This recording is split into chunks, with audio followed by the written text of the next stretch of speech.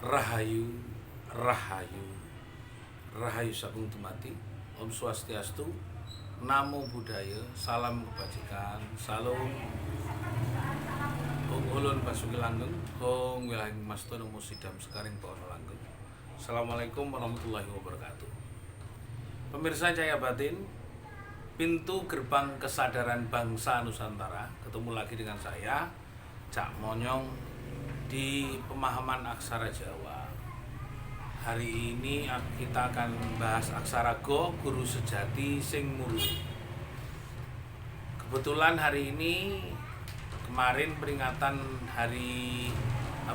Galungan, hari Rebu kemarin, dari malam kita di tempat ini teman-teman sekaligus berdoa, sama-sama memujikan bagaimana peringatan Galungan, kemenangan Dharma atas Dharma itu menjadi sebuah pemahaman secara hakikat.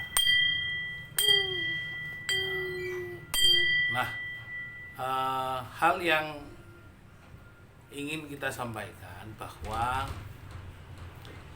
di dalam pemahaman kita tentang bagaimana mengenal Dharma, bagaimana kita mengenal tentang masalah Galungan, ini kita coba perinci bahwa Go itu seperti dalam aksara Jawa, guru sejati sing muruhi, lo iku lir handayani paseban jati, ngo ngeracu to busananing manungso, nur gaib gaib condro warsitan.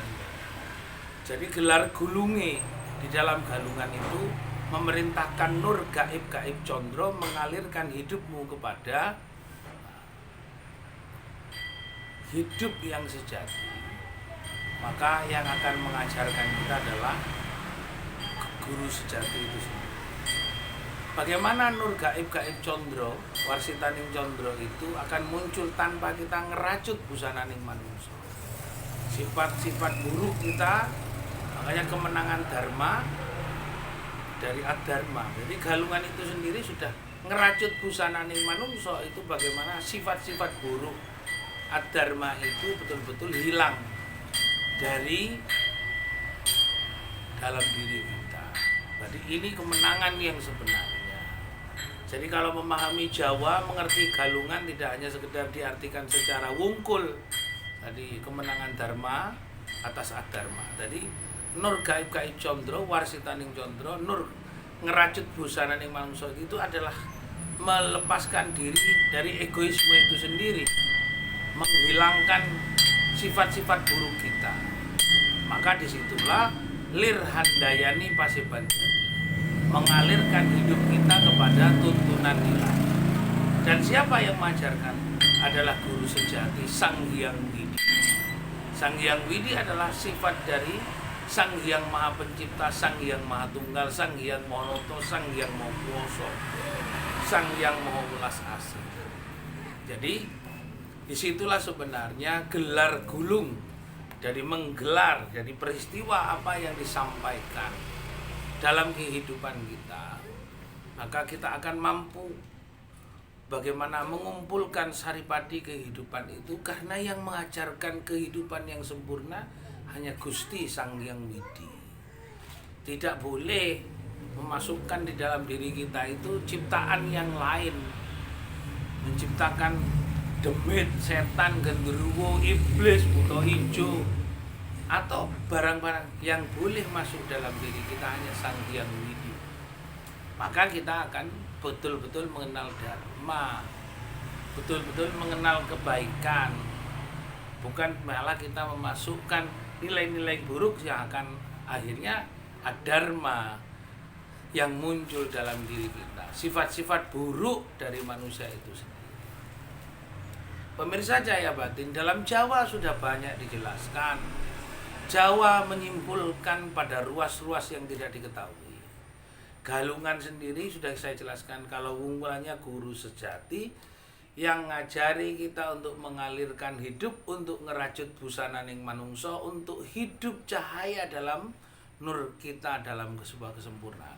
Itu maksud dari kemenangan Dharma atas Adharma. Perintahnya adalah nurmu urip ono, sifat elekmu ilang ono.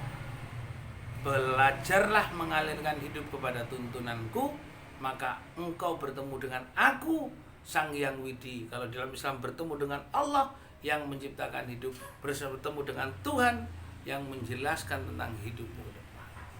Nah, ini udah jelas. Tidak ada sesuatu yang diperkarakan dan dipertentangkan secara hakikat. Tidak ada persoalan yang dipertentangkan dalam penyebutan, dalam memahami nilai ketuhanan dalam hakikat. Semuanya hanya satu. Bisakah kita menunjukkan sifat-sifat welas asih Sang Maha Pencipta dalam kehidupan kita?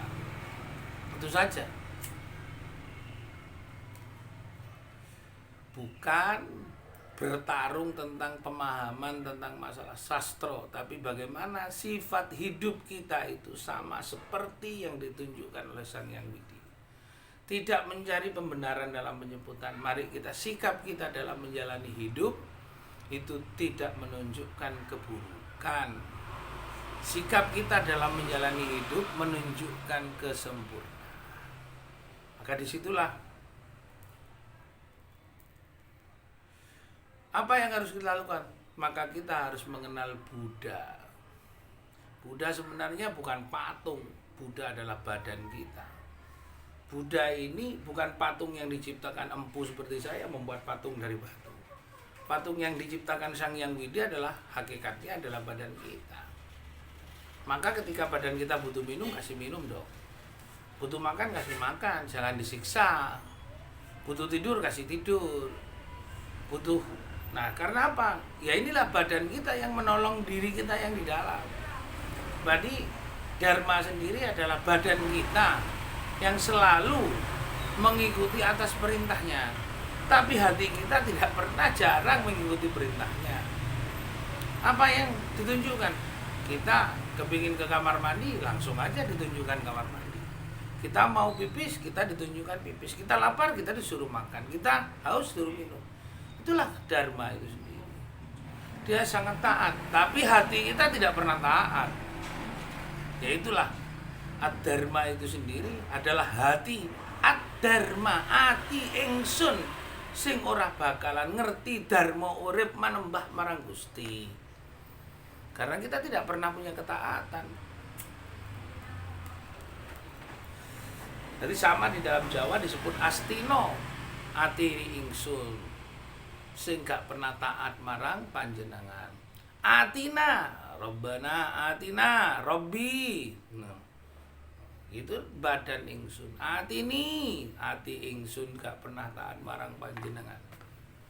Nanti itulah sebenarnya Ad-Dharma sendiri menyebutkan hati kita yang tidak pernah selalu manembah menghadap kepada Sang Hyang Widi. Jadi mari kita ketika sudah merayakan galungan, kita hormatilah yang menolong kita setiap hari.